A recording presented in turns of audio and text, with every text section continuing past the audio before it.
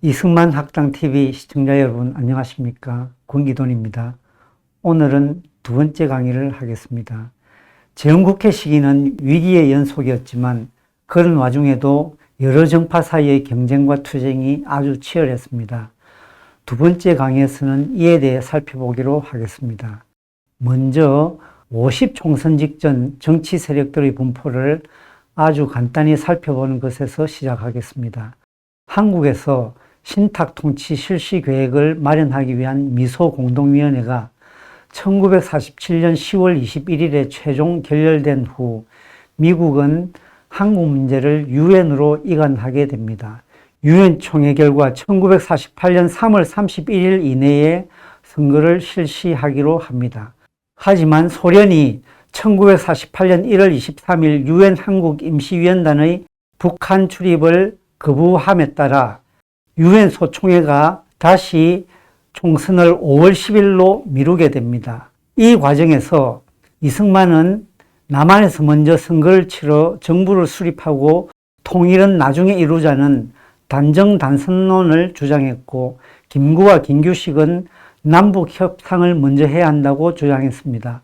물론 50선거는 예정대로 진행되었고 김구 등이 강행한 선거 직전의 남북 협상은 참담한 실패를 맛보았습니다. 하지만 남북 협상파는 50선거에 참여하지 않기로 합니다. 그래서 50총선에는 공식적으로는 남한 단독 정부 수립에 찬성하는 정치 세력들만이 참여했습니다. 하지만 실제로는 김구의 한독당 출신들도 상당수 선거에 참여했는데, 가장 최근의 한 연구에 따르면 당선자 중 10명 정도가 한독당 출신으로 추정됩니다. 그리고 무소속 중에도 한독당 성향이 있었을 것으로 생각됩니다. 하지만 전반적으로는 한민당을 제외하고는 정당으로서의 정체성도 강하지 않고 조직 체계도 부실했기 때문에 나머지 정치 세력은 이합집산을 거듭했고, 그 결과 국회는 크게 세 세력으로 나뉘어졌습니다. 편의상 이승만 세력, 한민당 민국당 세력, 소장파 세력, 대세력으로 나눠보기로 하겠습니다. 1949년 상반기까지는 이들 세 세력이 경쟁했고 1949년 여름 소장파가 괴멸된 후에는 이승만 세력과 민국당 세력이 주축을 이루었습니다. 각 세력에 대해 조금 더 자세히 보기로 하겠습니다.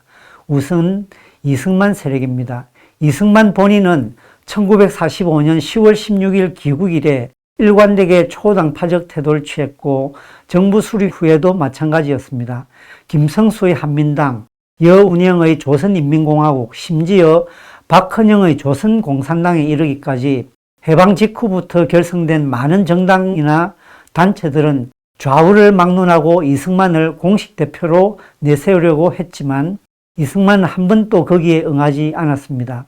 그는 국권을 완전히 회복하고 정부를 반석에 올릴 때까지는 거국 정치가 되어야 한다고 강조했고, 그래서 1951년 12월 자유당이 창당될 때까지 한 번도 정당의 대표가 된 적이 없었습니다. 때로 집권 여당의 필요성은 느낀 것 같지만 여당을 만드는 데 아주 적극적이었던 것 같지는 않습니다. 공식적으로 여당이 없는 상황에서 처음으로 여당 역할을 한 것은 1948년 11월 13일에 창당된 대한국민당입니다.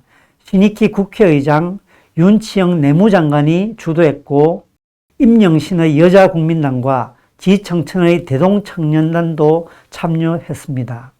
그러나 최고위원 중 한 사람인 신익희 그리고 지청천이 1949년 2월에 한민당 김성수의 제의를 받아들여 민주국민당 결성에 참여하게 되면서 국민당은 유명무실해집니다. 그 후 1949년 8월에 일민구락부라는 단체가 57명 규모의 원내 교섭단체로 등록하면서 잠시 여당 역할을 합니다. 하지만 일민구락부 소속이던 윤치영 국회 부의장의 주도로 11월 12일 신정회, 노농, 일민구락부 소속 의원들을 규합해 국민당을 재창당하게 되는데 1950년 초에 70석을 약간 상회하면서 국회 내 최대 정당으로 부상합니다.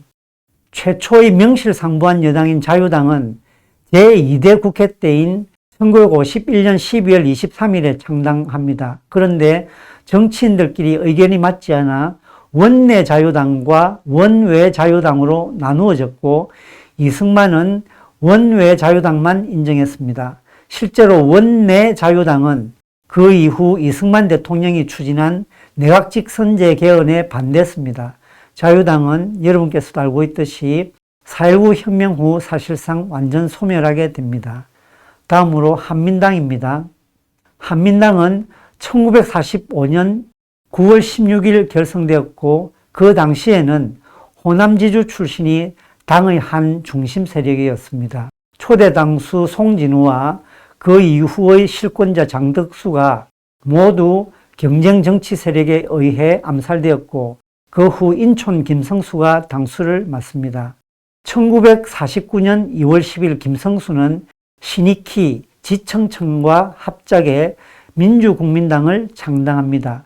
전국회 때는 약 70석 규모였습니다. 나중에 민국당은 1954년 4.4 개헌에 대항하면서 다른 야권 세력과 함께 1955년 9월 18일에 민주당을 창당하게 됩니다.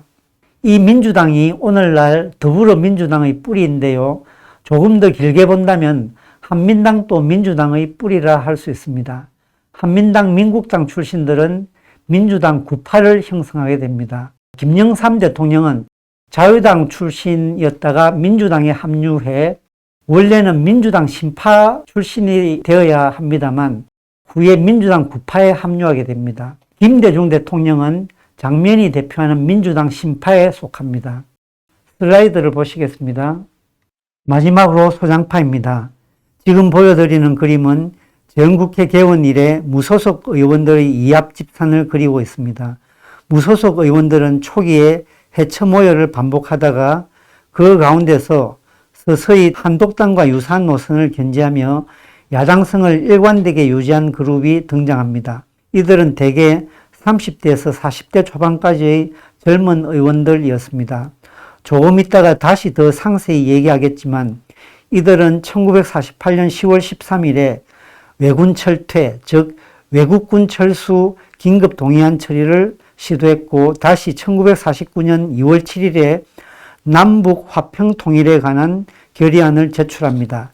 이 결의안은 재석 159, 찬성 37, 반대 95로 부결되는데 이 결의안에 찬성한 37명의 의원들이 언젠가부터 소장파라 불리게 된 집단의 핵심을 이루게 됩니다. 그들은 1949년 2월 18일 합동대회를 열고 동성회를 만듭니다. 1890년생인 김약수가 대표였지만 대개 30대 중반 언저리의 젊은 의원들로 이루어져 있었습니다. 이들 중 김약수, 이문원, 노일안을 포함한 13명은 이른바 국회 프락치 사건에 연루되어 1949년 5월 말부터 8월 중순까지 체포된 후 국가보안법 위반으로 기소되어 유죄 판결을 받게 됩니다. 방금 소개한 이 세 세력은 헌법을 제정할 때부터 이미 은연중에 경쟁을 펼쳤지만 갈등이 더욱 분명한 형태로 나타난 첫 번째 경우는 초대 국무총리 임명과 초대 내각 구성 과정이었습니다. 대통령 취임식이 끝난 후 나라의 모든 관심은 누가 초대 국무총리로 임명될 것인가에 쏠렸습니다. 당시 한민당은 김성수를, 독촉은 신익희를, 무소속 구락부는 한독당의 조소왕을 밀고 있었습니다. 이승만 대통령의 최종 선택은 놀랍게도 북한에서 조만식 선생에 이어 조선민주당의 2인자였다가 북한 정권의 탄압으로 1946년 2월 남쪽으로 내려온 목사 출신 이윤영이었습니다. 7월 27일 제3차 본회의에 출석한 이 대통령은 국무총리 자리에 정당의 지도자가 임명된다면 정당들끼리 싸움이 일어나 행정을 펴기 힘들 것이라는 이유를 들었습니다.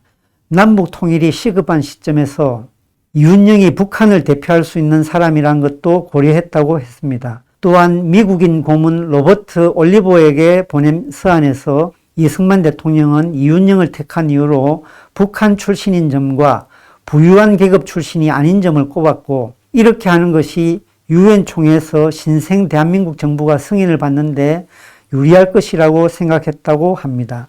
이 대통령이 생각하는 차원이 참 남다릅니다.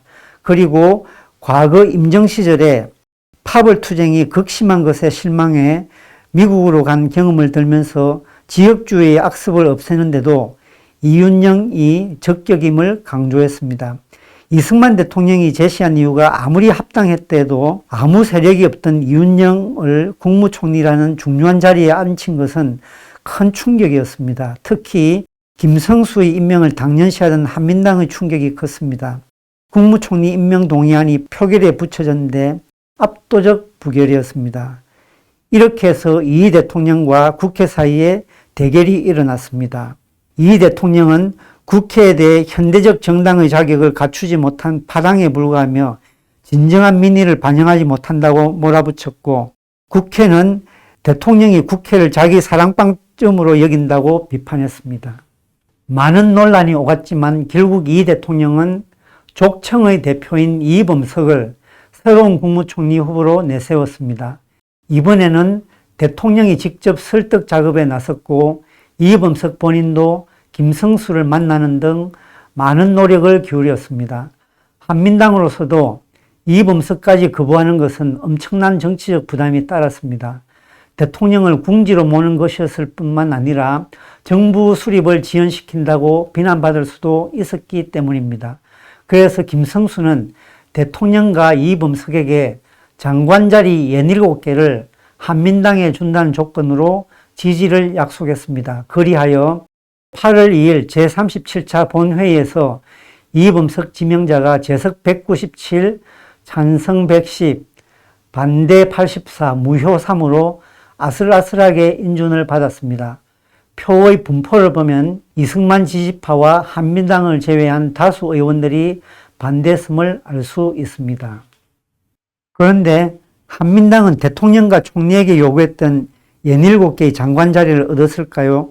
당연히 아니었겠죠. 총리 인준 후 사흘 만에 구성된 초대 내각은 11부 사체로 이루어져 있었는데 한민당 인사로는 재무장관 김도연밖에 없었습니다. 최대정파인 한민당에게는 대참사였습니다. 한민당을 대변했던 동아일보는 강경한 의조로 이승만의 조각을 비판했습니다. 8월 7일자 사설에서 대통령이 조각에서 3가지 중대한 과오를 저질러 국민의 기대와 너무나 어긋나는 허약한 정부를 출연시켰다면서 초대 내각을 약체 정부로 규정했습니다. 3가지 과오 중에서도 대통령은 자기의 우월성을 너무도 과시한 나머지 국회의 세력관계를 완전히 무시했다는 지적은 기억해둘 만합니다. 초대 내각이 민의와 어긋나는 약체 내각이라는 비판은 한민당에 국한된 것이 아니라 대체적인 여론이었던 것 같습니다. 이 때문에 8월 6일 국무회의에서는 내각 보강을 논의하고 무임소 국무위원으로 김성수, 지청천, 이윤영을 내정하고 교섭에 들어갔습니다. 처음에는 모두가 이런 제안에 거절했지만 나중에 지청천과 이윤영은 정부 요청을 받아들였습니다. 이승만과 한민당의 공동정부가 되리라 예상되었던 대한민국 초대정부는 이렇게 이승만의 단독 정부가 되었고 한민당은 이제 야당의 길을 걷게 되었습니다. 이 대통령은 총리 임명과 조각 과정을 통해 한민당은 물론 국회의원 다수의 지지도 기대하기 어렵게 되었습니다. 이상으로 초대 국무총리 임명과 초대 내각 구성 과정을 둘러싼 정파들 간의 경쟁을 간단히 보았는데 2가지 의문이 생깁니다. 첫 번째는 이승만 대통령이 이윤영을 선택한 다른 진짜 이유가 있지 않았을까? 두 번째는 왜 이승만 대통령은 한민당과 연합해 국회 다수 의석을 바탕으로 안정적 국정 운영을 하지 않았을까? 어떤 학자들은 이범석이 이승만 대통령의 원래 의도였고 이윤영 카드는 국회의 분위기를 떠보기 위한 것이었다고 주장합니다. 또한 국회가 이윤영을 부결시키고 나서 또다시 이범석을 부결시키는 건 어려울 거라는 계산이었다는 겁니다. 그럴싸한 추론이지만 저는 동의가 잘 안 됩니다.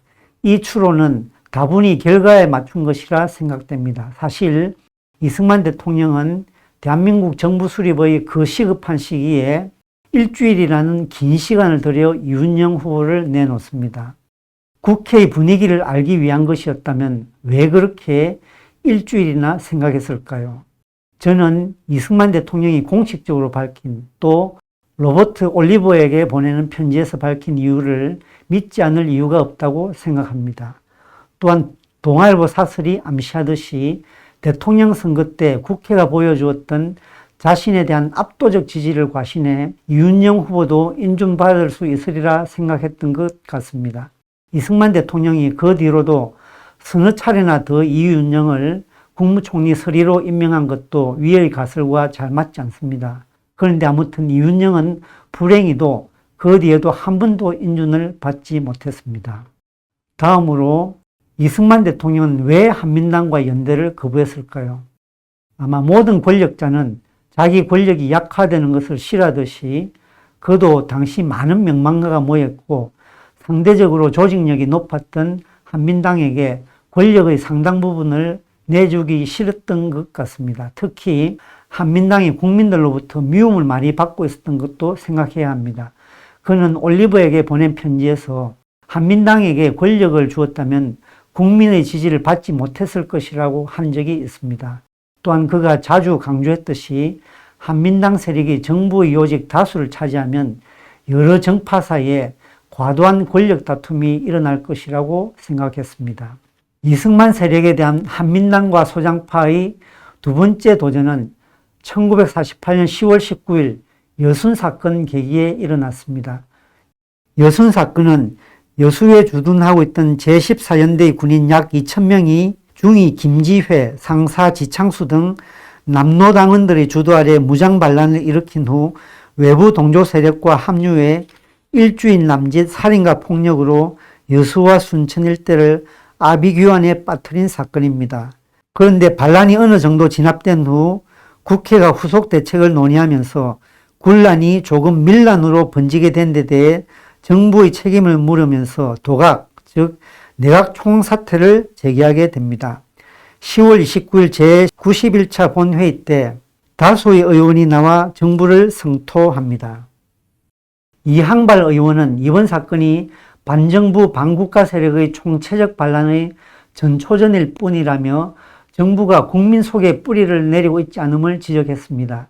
현재 대한민국 정부는 껍질에 불과하다는 얘기를 하면서 국가적, 민족적 견지에서 민족 진영의 대동단결이 필요하다고 주장합니다. 지청천 의원 역시 국방장관 이범석을 강력히 성토하면서 정부가 생긴 지 몇 달이 지났지만 지금 내각에는 더 이상 바랄 게 없다고 생각한다고 주장했습니다. 결국 국회는 수습대책위원회를 조직하고 11월 5일 크게 8가지의 시국 수습대책을 내놓습니다. 그 대책 중 8번째 대책이 정부는 근본 사건의 책임을 지고 극우적 강력 내각을 조직하여 민심을 일신케 할 것이라는 내용이었습니다. 사실상 내각 총사퇴 요구였습니다. 이에 대통령은 11월 6일 제97차 본회의에 나와 도각론의 헌법적 부당함과 상황적 부당함에 대해 길게 말했습니다. 우리 헌법상 도각은 불가능하다. 내각제 국가에서는 정부가 세워진 후에도 몇 번 변경하는 경우가 있다. 하지만 대통령제에서는 그것이 불가능하다. 지금 반란이 일어났는데 국회는 정부대로 책임을 져라 하고 정부는 국회대로 책임을 져라 하는 것은 안 될 일이다. 우리가 분열되어 있다는 얘기가 밖으로 나가서는 안 된다. 유엔에 우리 문제가 상정되어 있는 상황에서 조선 사람들이 정권을 맡아서 스스로 국권을 세울 능력이 없다는 소리를 듣지 않도록 하는 것이 제일 중요하다. 정부와 국회가 서로 존경하자. 이런 식으로 말했습니다.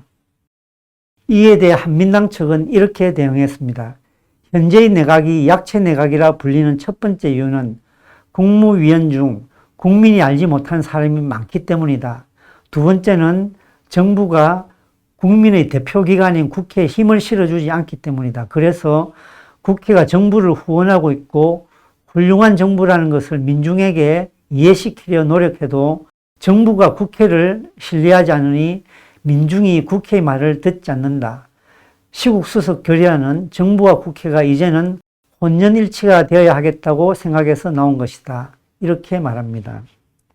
국회에서 대통령과 의원들이 이런 논쟁을 펼친 후 대통령과 국무의원들은 국회를 떠나버렸고 화가 난 국회는 11월 8일 거국적 강력 내각의 조직에 관한 대책을 압도적으로 가결했습니다. 이에 이승만 대통령은 공산분자의 반란은 정부가 책임질 일이 아니라면서 국회의 내각 개조 요구는 유감이라는 내용의 담화를 발표했습니다. 마무리 부분이 재미있습니다. 정부를 사흘에 한 번씩 고쳐서 모든 정객들이 다 한두 번씩 정권을 잡았으면 좋을 것 같으나 우리 3천만이 그것을 원하는 것이 아니요 라고 말합니다. 요컨대 이승만 대통령은 한민당 등의 도강론 제기가 기본적으로 국무총리나 장관 자리를 얻기 위한 정치 공작이었다고 본 것입니다. 그래서 내각 총사퇴 요구도 거부했습니다. 하지만 12월 중순에 유진산과 관련한 어떤 사건으로 인해 이승만 대통령은 윤치영 내무장관과 전진한 사회장관을 교체하게 됩니다. 이때의 개각 성명이 참 흥미롭습니다. 특히 밑줄 친 부분을 보십시오. 의도가 같지 않는 유력한 인도자들이 모여서 표면으로는 강경한 정부 같으나 의도가 서로 맞지 않아서 7점 탈락하게 되면 도로 허약한 정부가 되므로 하는 부분이 있죠.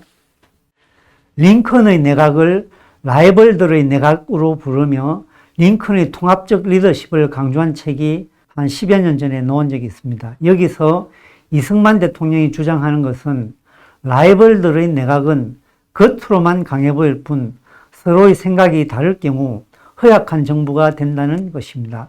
사실 맞는 말인 것 같습니다. 링컨의 라이벌들의 내각이 성공할 수 있었던 것은 그 라이벌들이 장관이 되는 순간 링컨의 정치적 라이벌이 되기를 그만두고 진심으로 협동했기 때문이 아니었겠습니까? 이제 소장파의 투쟁과 계멸에 대해 이야기하겠습니다.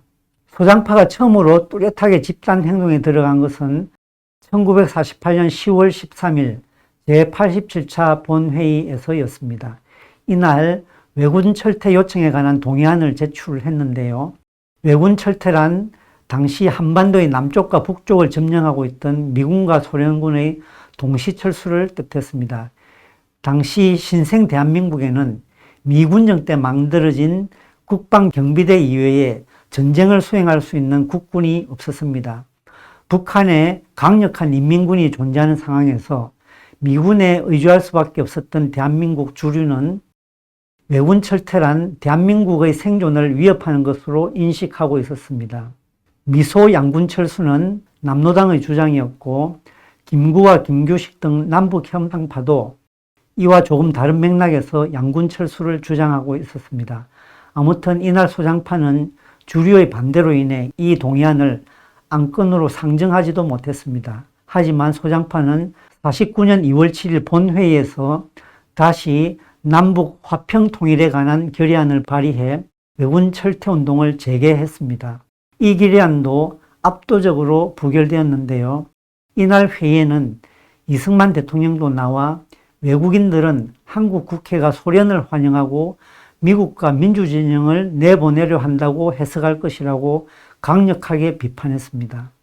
이후 소장파는 3월 19일에 당시 석조전에 사무실을 두고 있었던 유엔 한국위원회를 찾아가 국회의원 60인명의 연명으로 된 진언서, 즉 건의서를 전했는데 역시 왜군 철수를 주장하는 내용이었습니다.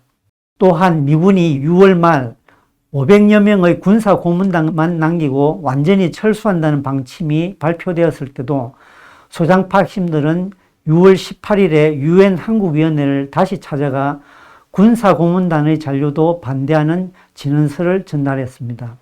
이로부터 약 1년 후에 6.25 전쟁이 일어난 것을 생각하면 이 소장파의 행동이 얼마나 무책임한 것이었는지 잘 알 수 있습니다. 이승만 정부는 소장파가 3월에 유엔 한국위원회에 찾아갔던 무렵부터 이들에 대한 수사를 시작했습니다. 그 결과 이문원 의원과 노일한 의원이 남로당과 직접 접촉에 입당을 하고 자금을 받은 것을 밝혔고 이들과 긴밀히 협력했던 다른 의원들을 5월 말부터 체포해 나가기 시작했습니다. 이게 국회 프락치 사건입니다. 우리나라 역사계 일각에서는 이 사건이 조작된 사건이라고 주장하고 있지만 최소한 이문원 의원과 노일한 의원이 남노당에 직접 포섭되었다는 것은 분명합니다. 이들이 공작 대상이 된 다른 11명의 의원들은 저의 경중이 조금씩 다르고 일부는 오늘의 기준으로 보면 구속까지 할 필요는 없었던 것 같습니다. 아무튼 소장파는 1949년 여름을 지나며 완전히 괴멸되었습니다. 이에 따라 신생 대한민국에서의 권력 다툼은 이승만 세력과 한민당, 민국당 세력의 두 세력에 의해 규정되었습니다. 1950년 초 민국당의 개헌 시도는 재헌국회 때의 마지막 세력 대결이었습니다. 개헌 문제는 1949년 하반기부터 제기되다가 1950년 1월 26일에 민국당 서상일 의원 외 78인이 내각 책임제 개헌안을 국회에 제출했습니다. 개헌안은 공고기한이 끝난 직후인 3월 9일 제48차 본회의에서 상정되었습니다. 개헌안에 대한 표결은 3월 14일 제52차 본회의에서 이루어졌는데 개헌의 무게에 비한다면 속전속결로 끝났다고 하겠습니다. 그것도 민국당이 열세를 의식해 상당한 지연작전을 펼쳤는데도 그렇게 되었습니다.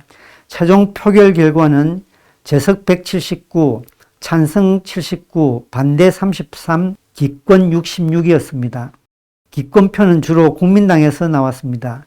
개헌에 필요한 숫자가 133명이었으니 이 결과는 압도적 부결이라 할 수 있었습니다. 민국당의 참패이자 이승만과 국민당의 압승이었습니다. 이 과정에서 3월 11일 제50차 본회의에서는 우리 국회 사상 최초로 의원들 사이에서 육탄전이 일어났습니다. 동물국회의 탄생이었죠. 개헌을 둘러싼 찬반 논쟁에서는 이승만 대통령과 신익희 국회의장이 직접 참여한 것도 흥미로운 장면이었습니다. 신익희 의장은 의사진행 과정에서 의장으로서의 중립성을 지키지 못할 만큼 개헌을 열망했습니다.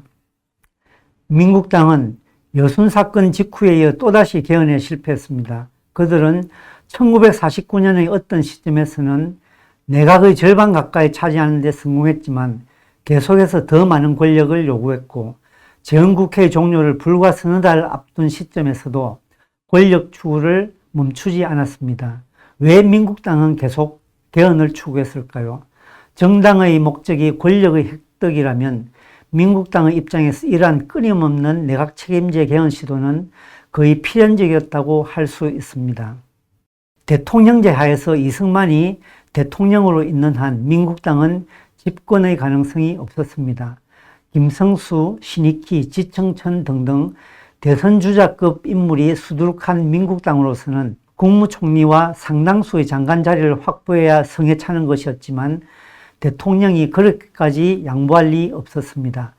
이런 상황에서 민국당이 집권하려면 현행 헌법하에서 대통령 선거에서 이승만을 이기거나 내각 책임제 개헌을 통해 이승만을 뒷방으로 물러나게 하는 수밖에 없었습니다.